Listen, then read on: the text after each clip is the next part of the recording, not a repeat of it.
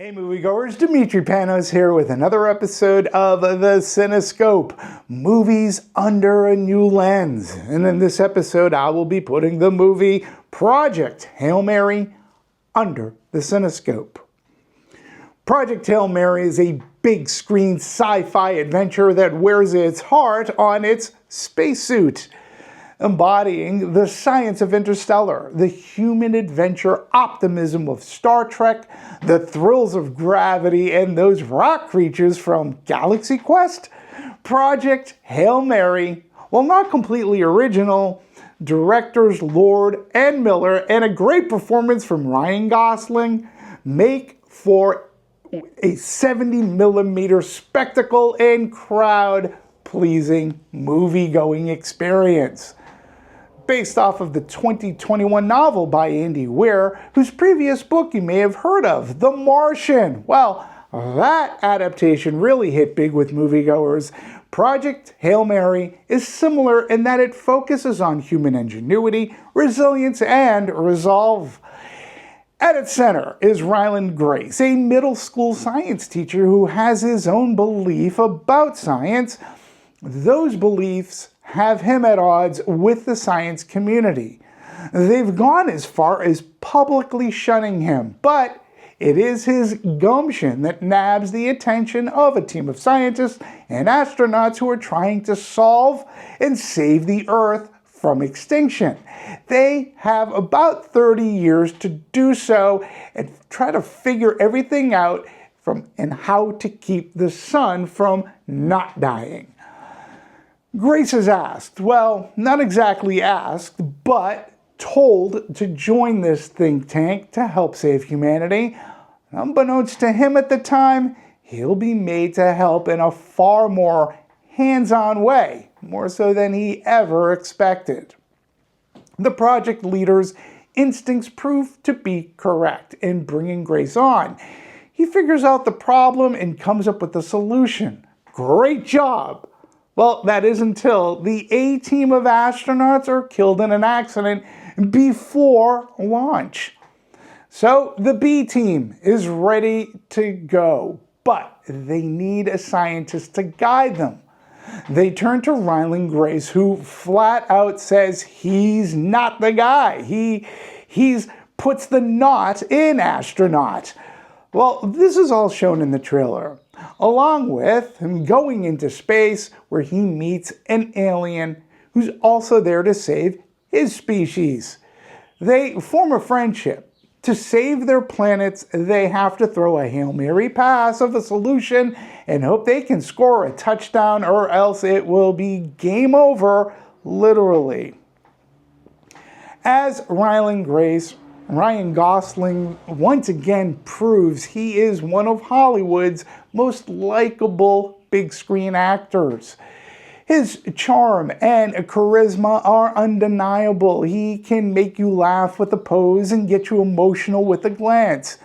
He is an everyman for today's moviegoers. Project Hail Mary rests on his shoulders, and the movie succeeds because of him. Novelist Andy Weir is great putting an everyman into extraordinary circumstances. His characters aren't heroic because they have superpowers. They're heroic because of ingenuity, resolve, and more importantly, they're driven by the human condition. Sometimes a character may feel as if he or she can't or doesn't want to save the day. Drew Goddard's screenplay adaptation effectively captures all of those characteristics, making the transition from page to screen seamless. It helps that Weir's imagination and writing is very cinematic, as his words may leap from the reader's page to their minds and imagination. Goddard's screenplay narrative makes it come alive in glorious Technicolor. Project Hail Mary is a very welcome return for directors Phil Lord and Christopher Miller. They haven't directed a live-action feature since 2014's 22 Jump Street, leaving me to ask, what took you so long? Oh, maybe they were just waiting for the right project to come along. It was worth the wait. The two adeptly handle epic sci-fi space saga with practical panache. And I do mean practical. They did not rely on the use of green screen. Instead, they relied on constructed sets and physical elements. It really does make a difference. The old school approach affords a tangible reach out and touch it lifelike quality to the movie. You drop that into some amazing visuals and you have a spectacle that only 70mm IMAX can capture.